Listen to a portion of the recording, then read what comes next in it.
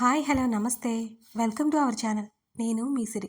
ఈరోజు మనం చెప్పుకోబోయే కథ మిస్సెస్ అగస్త్య పార్ట్ 25. కథలోకి వెళ్ళే ముందు వీడియోని లైక్ చేసి హైప్ చేయండి friends. Already Agastya phone set చేసి ఉండటంతో తన నెంబర్ మీద క్లిక్ చేశాను. రింగ్ అవుతోంది. 2 రింగులు అయ్యాయి. నా దగ్గరికి ఫాస్ట్గా వచ్చి నా చేతిలో ఫోన్ లాక్కొని నేలకేసి విసిరి కొట్టాడు రామ్. నేను భయంగా చూశాను. శ్రీ అంటూ నా రెక్క పట్టుకుని పైకి లేపి నా చేతికున్న హ్యాండ్ బ్యాగ్ తీసి దూరంగా విసిరేశాడు. రామ్ ప్లీజ్ నువ్విలా చేయకు, నువ్వు చాలా మంచివాడివి కదా అన్నాను నేను భయంగా చూస్తూ. అవును నేను మంచివాడిని, కానీ నువ్వు నన్ను మార్చేశావు శ్రీ. నీకోసం నేను వస్తే నువ్వేం చేశావు? నన్ను కాదని ఆ అగస్త్యని పెళ్లి చేసుకోవడానికి చూశావు. లేకపోతే నీకు నా ప్రేమ అర్థమయ్యేలా చెప్పి నిన్ను పెళ్లి చేసుకునేవాడిని. ఇలా నిన్ను బలవంతం చేసేవాడిని కాదు అంటూ నన్ను ముద్దు పెట్టుకోబోతుంటే తన చెంప మీద గట్టిగా కొట్టేశాను నేనిక. రామ్ ముఖంలో కోపం రాలేదు. రాక్షసంగా నవ్వుతున్నాడు రామ్. రామ్ ప్లీజ్ నీ మీద నమ్మకాన్ని పోగొట్టుకోకు. ఏడుస్తూ తన నుండి విడిపించుకున్నాను నేను. నువ్వు నా సొంతమైన తర్వాత నమ్మకం ఉంటే ఏంటి, లేకపోతే ఏంటి అని అన్నాడు నన్ను కన్నింగా చూస్తూ. చూడు రామ్, నేను నా అగస్త్యకు మాత్రమే సొంతం. నా శరీరం వేరే వారికి సొంతం కావాల్సి వస్తే నేను చచ్చిపోతాను తప్ప నీకు సొంతం అవ్వను అని కోపంగా వేలు చూపిస్తూ అన్నాను రామ్తో. ఈరోజు నా సొంతం అయిపోతావు శ్రీ, లైఫ్ లాంగ్ మనం కలిసే ఉంటాం కూడా అంటూ నా వైపుకు వస్తూ ఉంటే వెనక్కి అడుగులు వేశాను నేను.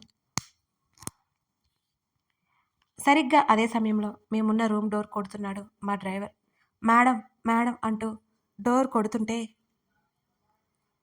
వెంటనే తలుపు దగ్గరికి పరిగెత్తి అవును నేనే, తలుపుది అని గట్టిగా అరిచాను, తలుపు తిరిగి బాదుతూ.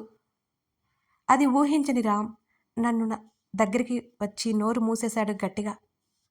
నా మెడ పట్టుకుని వెనక్కి లాక్కొచ్చాడు. చాలా నొప్పిగా అనిపించింది. ఏడుస్తూనే ఉన్నా తన నుండి విడిపించుకుంటూ. చెయ్యి తగిలి నొప్పొస్తోంది నాకు. కొన్ని క్షణాలు నరకం కనిపించింది ఆ నొప్పికి. తలుపు కొట్టి వెళ్ళిపోయాడు డ్రైవర్. చేతితో పిలుస్తున్నాను, నోటితో మాట రాక.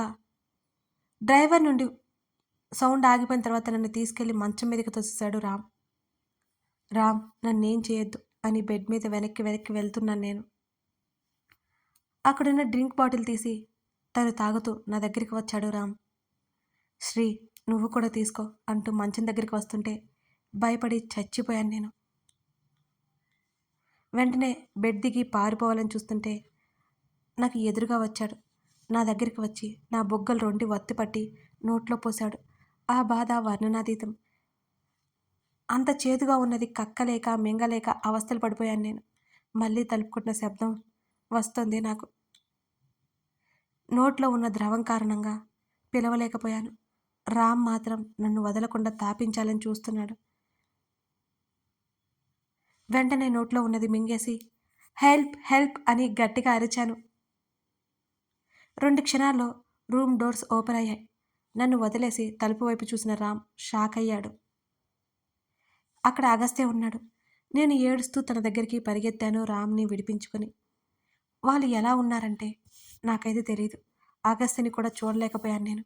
అలాగే తనని గట్టిగా హత్తుకొని తన హృదయంలో ముఖం దాచుకుని ఏడుస్తున్నాను. తను కూడా ఏం మాట్లాడకుండా నా తల వెనుక చెయ్యేసి నిమురుతున్నాడు. నా చుట్టూ గట్టిగా చేతులు వేసి పట్టుకున్నాడు. విజయ్ అని అగస్త్య పిలవగానే అప్పటి వరకు మౌనంగా ఉన్న డ్రైవర్ గదిలోకి వచ్చి డోర్ లాక్ చేశాడు. అగస్త్య నన్ను దూరం జరపాలి అని చూస్తుంటే నేను అసలు వదలలేదు. మరింత గట్టిగా పట్టుకున్నాను తన్ని. తను రాకపోతే నా పరిస్థితి ఏమయ్యేదో తలుచుకుంటుంటేనే నా శరీరం భయంతో వణికిపోతోంది. నా వీపు మీద 2 సార్లు అలా తట్టి మెల్లిగా నన్ను దూరం జరిపాడు. తన చేతిని చుట్టుకొని తన భుజం దగ్గర ముఖం దాచుకున్నాను నేను. నా తల నిమిరి నిన్ను విజయ్ ఇంటికి తీసుకువెళ్తాడు, వెళ్ళు అని అన్నాడు అగస్త్య. వెళ్ళను అన్నాను ఇంకా గట్టిగా తనని పట్టుకుని. సరే ఇలారా అంటూ నా చేతిని పట్టుకుని అక్కడే ఉన్న సోఫాలో కూర్చోబెట్టాడు అగస్త్య. తన వైపే అయోమయంగా చూస్తున్నాను నేను. బేబీ నాకు 10 నిమిషాలు టైం ఇవ్వు అని అంటూ ముందుకు వంగి నా నుదుటి మీద ముద్దు పెట్టాడు అగస్త్య. మెల్లిగా తన వైపే చూశాను. చిన్నగా నవ్వినట్టు పెదవులు సాగదీసి వెంటనే అటువైపు తిరిగాడు. తన ముఖం చిటికలో సీరియస్గా మారిపోయింది రామ్ని చూస్తుండగానే. రామ్ భయంగా చూస్తున్నాడు అగస్త్యని. అగస్త్య వస్తాడని రామ్ ఊహించలేదు కాబోలు. విజయ్ అని అరవగానే గన్నిచ్చాడు విజయ్. ఫాస్ట్గా రామ్ దగ్గరికి వచ్చి తన కణత దగ్గర గన్ చూపించాడు. ఉలిక్కిపాటుగా గట్టిగా కళ్ళు మూసుకున్నాను నేను. మరోవైపు 2 నిమిషాల వరకు ఏ శబ్దం రాకపోవడంతో కళ్ళు తెరిచి చూశాను. ఎంత ధైర్యం నీకు అంటూ దవడ కండరాలు బిగించి ఆ గన్ తీసుకుని రామ్ ముఖం మీద కొట్టాడు అగస్త్య. రామ్ ప్రతిదాడి చేయలేదు. కారణం అగస్త్యకు భయపడి ఉంటాడు.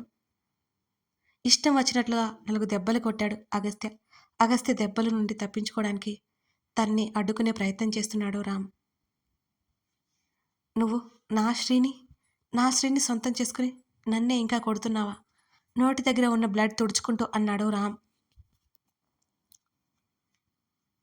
అగస్త్యకి కోపం ఎక్కువై పీడికలు బిగించి రామ్ చెంప మీద కొట్టాడు. ఇంకాస్త బ్లడ్ బయటకొచ్చింది. చూడలేక ముఖానికి చేతులు అడ్డు పెట్టుకున్నాను. ఎంతైనా రామ్ నా ఫ్రెండ్ కదా. రామ్ అలా చేస్తాడని నేను అసలు ఎక్స్పెక్ట్ చేయలేదు. అలాగే ముఖానికి చేతులు అడ్డు పెట్టుకుని ఏడుస్తూ కూర్చున్నాను నేను. నా ఏడుపు సౌండ్ వచ్చిందనుకుంటా. ఇంకా ఇష్టం వచ్చినట్లు కొడుతున్నాడు అగస్త్య. ఉలిక్కిపాటుగా ఏడవడం ఆపేసి వాళ్ళ వైపు చూశాను నేను. ఏముంది నీ మనసులో అని అంటూ రామ్ హార్ట్ దగ్గర కనిపెట్టాడు అగస్త్య. కంగారు కనపడింది రామ్ మొహంలో. చెప్తావా చంపేనా? చెప్తానన్నట్టు తల ఊపాడు రామ్. అప్పటికే దెబ్బలు ఎక్కువగా తిన్న కారణంగా వాలిపోతున్నాడు. విజయ్ చైర్ వేయగానే అందులో కాలు మీద కాలు వేసుకుని కూర్చుని రామ్ని వెనక్కి నెట్టి గన్ చూపించాడు అగస్త్య. శ్రీ అంటే నాకు ఇష్టం, ఇంకా చెప్పాలంటే పిచ్చి అంటూ పిచ్చి పట్టినట్టు అరిచాడు రామ్. అగస్త్య కూల్గా చూస్తున్నాడు రామ్ వంక. కానీ నువ్వు మధ్యలో వచ్చా, తనతో పెళ్లి కుదుర్చుకున్నావు అని ఆవేశంగా చెప్పాడు రామ్. రామ్ చెప్పేది మౌనంగా వింటున్నాడు అగస్త్య. రామ్ని అడ్డుకోలేదు. రామ్ని చెప్పనిస్తున్నాడు. మళ్ళీ మీ ఇద్దరు విడిపోయారు, అందుకే మీ మధ్యకు వచ్చాను. ఇంతకు ముందున్నంత ఫ్రీగా నాతో ఉండట్లేదు శ్రీ. మీ ఆఫీసులోనే చేరిందని తెలిసింది. అవకాశం కోసం ఎదురు చూస్తున్న నాకు అర్ధరాత్రి కాల్ చేసింది. మీ ఇద్దరికి బాగా గొడవైందని చెప్పి సంతోషపడిపోయాను. అసలు ఆ రోజే ఇంటికి తీసుకెళ్ళి నా దాన్ని చేసుకోవాలనుకున్నాను అంటూ జుట్టు పీక్కుంటున్నాడు రామ్.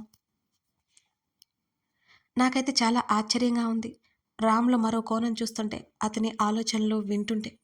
కానీ తను రాలేదు. నేను ప్రేమగా నచ్చచెప్పి నా ప్రేమను ఒప్పుకునేలా చేద్దామనుకున్నాను. కానీ ఆలోపే మళ్ళీ మీ ఇద్దరూ ఒక్కటయ్యారు. అందుకే శ్రీని వెతుక్కుంటూ ఇంత దూరం వచ్చాను. మళ్ళీ నువ్వు వచ్చి చెడగొట్టావు అని కోపం ఆపుకోలేక అగస్త్య మీదకు వచ్చేశాడు రామ్. అగస్త్య ఏమాత్రం భయపడకుండా రామ్ చేతి మీద కాల్ చేశాడు. వెర్రి కేకలు పెట్టాడు రామ్. నొప్పితో విలవిల్లాడుతూ ఉన్నాడు. భయంతో ముఖం తిప్పుకున్నాను నేను ఆ దృశ్యాన్ని చూడలేక. విజయ్ అంటూ తల తిప్పి చూడగానే కళ్ళార్పి రామ్ దగ్గరికి వచ్చాడు విజయ్. రామ్ 2 చేతులు వెనక్కి మడిచి కట్టేసి, మీరు వెళ్ళండి సార్, నేను చూసుకుంటాను అని అన్నాడు విజయ్. అగస్త్య నా దగ్గరికి రాగానే తన్నేమి చేయకు అని భయపడుతూ అన్నాను. నా మాటలకు చిన్నగా స్మైల్ చేశాడు. తన స్మైల్లో కన్నింగ్నెస్ నాకు తెలిసింది. ప్లీజ్ అన్నను భయంగా అగస్త్యని చూస్తూ. ప్రాణాలైతే తీయంలే అని అదే నవ్వు మెయింటైన్ చేస్తూ అన్నాడు అగస్త్య. అగస్త్య మాటలకు రామ్ భయపడి చచ్చాడు. శ్రీ ప్లీజ్ నన్ను వదిలేమని చెప్పు శ్రీ అని రామ్ గట్టిగా అరుస్తున్నాడు వెనక నుంచి. విజయ్ బ్యాగ్ అందించాడు నాది. పాపం అనిపించింది రామ్ అలా చూడగానే. నేను ఏదో చెప్పబోయేలోపు నా భుజం చుట్టూ చెయ్యేసి నన్ను బయటికి తీసుకొచ్చాడు అగస్త్య. నా జుట్టు సరిచేసి హ్యాండ్ బ్యాగ్ నా భుజానికి తగిలించి నా ముఖాన్ని తన హ్యాండ్ కీతో పాటు నీట్గా తుడిచాడు. లంచ్ చేసి వెళ్దామా, ఇంటికి వెళ్ళి లంచ్ చేద్దామా అని ఏమీ జరగనట్టుగా కూల్గా అడుగుతుంటే ఆశ్చర్యపోయాను నేను. ఆకలేస్తుంది అని చెప్పాను. నవ్వి ఇద్దరం హోటల్ నుండి బయటకొచ్చాం. రెస్టారెంట్ వైపు కారు మళ్లించాడు. అయితే ఇంటికి పార్సల్ తీసుకెళ్లాను అన్నాను తన భుజం మీద వాలి. ఆర్డర్ పెడతాను అని కారులోనే ఫుడ్ ఆర్డర్ పెట్టాడు. మేము ఇంటికి చేరేసరికి ఫుడ్ ఇంట్లో ఉండేలా. ఫాస్ట్గా కార్ని ఇంటికి తీసుకెళ్లాడు. డోర్ లాక్ ఓపెన్ చేసి లోపలికి వెళ్ళాము ఇద్దరం. తనని గట్టిగా హత్తుకున్నాను. నా తల నిమిరి నన్ను దూరం జరిపి డైనింగ్ టేబుల్ దగ్గరికి తీసుకెళ్ళిపోయాడు. తనే ఇద్దరికి ఫుడ్ వడ్డించాడు. నేను తినకుండా తన్నే చూస్తుంటే తినిపించాడు. ఏడుపు వచ్చింది నాకైతే. బలవంతంగా కన్నీళ్లు దాచుకుని తింటున్నాను నేను. అలానే డైనింగ్ టేబుల్ ముందు కూర్చున్నాను. తిన్న తర్వాత తను హ్యాండ్ వాష్ చేసుకుని నా దగ్గరికి వచ్చాడు. ఎత్తుకోమన్నట్టుగా చేతులు చాచాను. వెంటనే లిఫ్ట్ చేశాడు నన్ను. మెడ చుట్టూ చేతులు వేసి తన మెడ వంపులో ముఖం దాచుకున్నాను. ఫ్రెష్ అవుతావా అని అడిగాడు. అన్నాను. మా గదిలోకి తీసుకెళ్ళిపోయాడు. అనుకోకుండా నా మాటల్లో వచ్చిన చొరవ నాకు నచ్చింది. మా గది అనుకుంటూనే ఇంకా బాగుంది నాకు. సరాసరి బెడ్రూమ్లోకి తీసుకెళ్ళి బెడ్ మీద దించి ఫస్ట్ ఎయిడ్ బాక్స్ తెచ్చాడు అగస్త్య. నా చేతి దగ్గర గాయం రేగి అక్కడ బ్లడ్ వస్తుంది. ఆల్రెడీ కట్టు ఉండడంతో లైట్గా కనబడుతుంది. నా తల దగ్గర కూడా బాగా నొప్పిగా ఉంది. అలాగే మోకాలి దగ్గర కూడా బాగా పెయిన్ అనిపించింది నాకు. తన గాయాలకు డ్రెస్సింగ్ చేశాడు. నేను స్నానం చేయాలి అని చెప్పాను. డ్రెస్సింగ్ చేశాను కదా, కుదరదు అని అన్నాను. ఖచ్చితంగా చేయాల్సిందే. చాలా విసుగ్గా, చిరాకుగా, కంపరంగా అనిపిస్తుంది అన్నాను తన్నే చూస్తూ. నేను చేయిస్తాను, అంతకంటే ఆప్షన్ లేదు, ఆ తర్వాత నీ ఇష్టం అన్నాడు కళ్ళెత్తి నన్నే చూస్తూ. నో అడ్డంగా తల ఊపాను. కావాలంటే చేయిస్తాను, లేకపోతే సైలెంట్గా పడుకో, ఓకే అని అన్నాడు తను. ప్లీజ్, నా శరీరాన్ని శుభ్రం చేసుకోకపోతే నేను ప్రశాంతంగా ఉండలేను అని వికారంగా ముఖం పెట్టాను. రామ్ టచ్ గుర్తొస్తుంటే కంపరంగా ఉంది నాకు. హమ్, చెప్పిన వాడు అసలు వినవు కదా అన్నాడు నిట్టూరుస్తూ. నా తల కట్టు తడవకుండా ఒక కవర్ తగిలించాడు. అలాగే చేతి దగ్గర కూడా తగిలించాడు. మోకాల దగ్గర అయిన గాయానికి డ్రెస్సింగ్ చేసి అక్కడ కూడా ఒక కవర్ కట్టాడు. ఇవన్నీ కట్టుకుంటే పిచ్చిదానిలా ఉన్నాను కదా నేను అని బిక్కమొహం వేసుకుని చూశాను తన వంక. నేనేగా చూస్తుంది, ఏం పర్లేదు, ఇక్కడే ఉండు అని వాష్రూమ్లోకి వెళ్ళి హాట్ వాటర్ అరేంజ్ చేసి వచ్చాడు. మళ్ళీ వచ్చి నన్ను ఎత్తుకుని దింపేసి వచ్చాడు. స్నానం చేస్తే కానీ మనశ్శాంతి పొందలేకపోయాను నేను. అగస్త్య ముందు కార్చిన కన్నీళ్లు వాష్రూమ్లో కొట్టుకుపోయాయి. రామ్ గురించి తలుచుకుంటూనే శరీరం అంతా గగురుపాటుకి గురవుతోంది. ఇలా ఎందుకు చేశాడని బాధగా కూడా ఉంది. నేను ఫ్రెష్ అయ్యి బయటికి వచ్చేసరికి తను సోఫాలో కూర్చుని కాలు చాపి బయటకు చూస్తూ కనిపించాడు. నేను వెళ్ళి తన ఒడిలో కూర్చున్నాను. నా వైపు చూసి చిన్నగా నవ్వి నా చుట్టూ చేతులు వేశాడు. మన లైఫ్ ఎందుకింత కాంప్లికేట్ అయింది అని అడిగాను తన వైపే చూస్తూ. నా తల నిమురుతూ, మన లైఫే కాదు, ప్రతి ఒక్కరికి ఏదొక సందర్భంలో లైఫ్ కాంప్లికేట్ అయినట్టు అనిపిస్తుంటుంది అని అన్నాడు అగస్త్య. తల పైకెత్తి తన వైపే చూస్తూ, నేను అన్ని సమస్యలు తెస్తూ ఉంటాను కదా, ఐఎమ్ రియల్లీ సారీ, ఇలా అవుతుందని నేను అసలు అనుకోలేదు అని అంటూ తన షర్టు పట్టుకుని ఏడ్చేశాను నేను. ఏడవకు, సీరియస్గా వచ్చాయి తన మాటలు. నీ మాటలు వినకుండా ఎప్పుడు ఏదో ఒక గొడవ నెత్తి మీదకు తెచ్చుకుంటాను కదా అని ఏడుస్తూనే, నిజం చెప్పనా, నాకు చాలా భయంగా ఉంది. తన రెండు కళ్ళల్లోకి చూశాను కన్నీళ్లతో. వెంటనే నన్ను గట్టిగా హత్తుకున్నాడు అగస్త్య. మిసెస్ అగస్త్యని టచ్ చేయాలంటే వాడు బ్రతకడు అంటూ నా తల మీద ముద్దు పెట్టుకున్నాడు. కాసేపు ఉండిపోయాను తన కౌగిలిలో అలాగే. తల పైకెత్తి చూడగా నా వైపు కళ్ళు దించి చూశాడు అగస్త్య. తన పెదవులు నా నుదుటి మీద నుంచి నా పెదవుల వరకు చేరాయి. తన కౌగిలిలో ఇమిడిపోయి తన ముద్దుల్లో మునిగిపోయాను నేను. ఊపిరి భారమైన వేళ దూరం జరిగి తన హృదయం మీద పడుకోబెట్టుకున్నాడు నన్ను. జరిగిన సంఘటన ఏమంత సులభమైనది కాదు. నిద్ర ఎలా పడుతుంది నాకిక, నేను ఇక్కడే ఉంటాను, కాసేపు రెస్ట్ తీసుకో అంటూ నన్ను తీసుకెళ్ళి బెడ్ మీద పడుకోబెట్టేశాడు. తను నా పక్కన కూర్చోగానే తన చేతిని పట్టుకొని కళ్ళు మూసుకున్నాను నేను. కథ కొనసాగుతుంది. ఈ సంఘటన శ్రీధ లైఫ్లో ఎలాంటి మార్పును తీసుకొస్తుంది? అగస్త్య రామ్ని ఏం చేయబోతున్నాడు? రామ్ అగస్త్య నుంచి తప్పించుకుంటాడా? శ్రీధ లైఫ్లో ఇంకా ఏం జరగబోతున్నాయి తెలుసుకోవాలంటే ఈ కథను మీరు చూడాల్సింది. కథ నచ్చితే లైక్ చేసి కామెంట్ చేయడం మర్చిపోకండి. రోజు చెప్పే విషయమైనా మీకు నచ్చింది అని తెలియడానికి లైక్ మాత్రమే నాకు తెలుస్తుందండి. Thank you.